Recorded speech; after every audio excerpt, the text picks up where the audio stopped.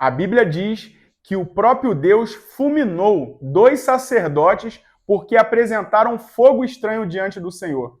Mas o que seria esse fogo estranho? Por que essa atitude deles foi tão ruim ao ponto do próprio Deus fulminá-los? Se você quer saber mais, fique conosco. Seja bem-vindo ao canal Sabedoria de Israel. Para entendermos melhor esse texto, é necessário nos contextualizarmos com o serviço que eles ofereciam para que possamos entender qual foi esse erro e o tamanho da sua gravidade.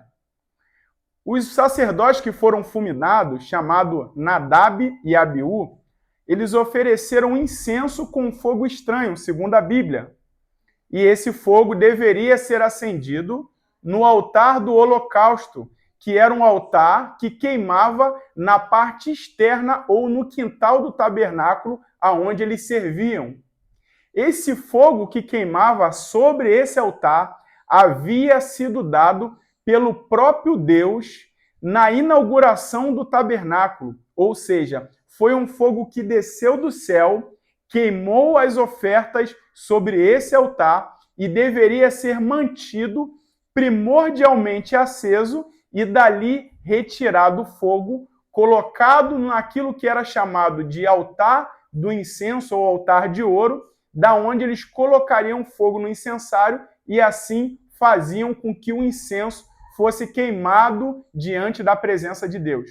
Vamos conferir esse versículo no livro de Levítico, capítulo de número 9, versículo de número 24.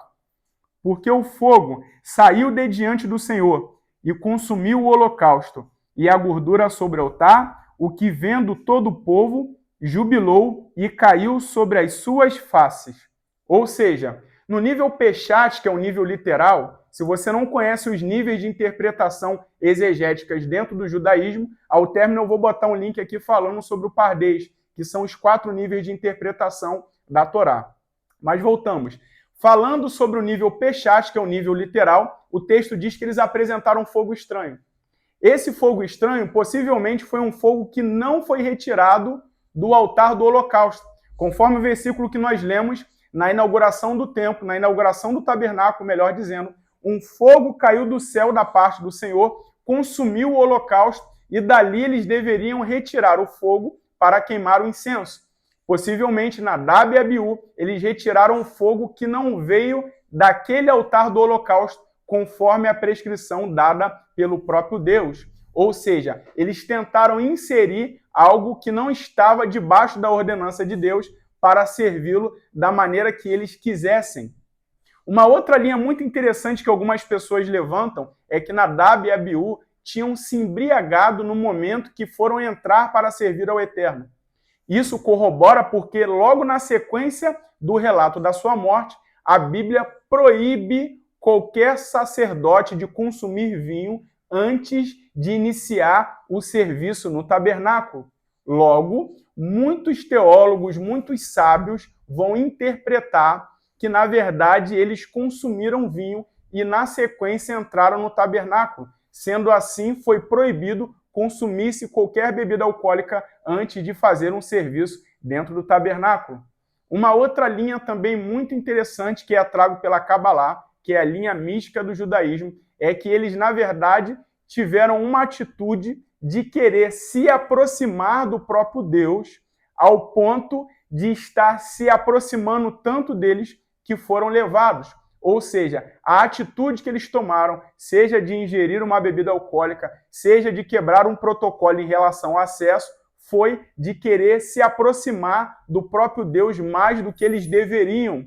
E sendo assim, foram resgatados, ou seja, foram recolhidos para que de fato estivessem vivenciando diretamente na presença de Deus. Ou seja, no decorrer do serviço, eles se apaixonaram tanto pela presença de Deus, por estar no meio daquela atmosfera, que eles passaram a linha do limite. Aquilo que eles poderiam fazer, eles ultrapassaram, fazendo com que fosse culminado na sua morte.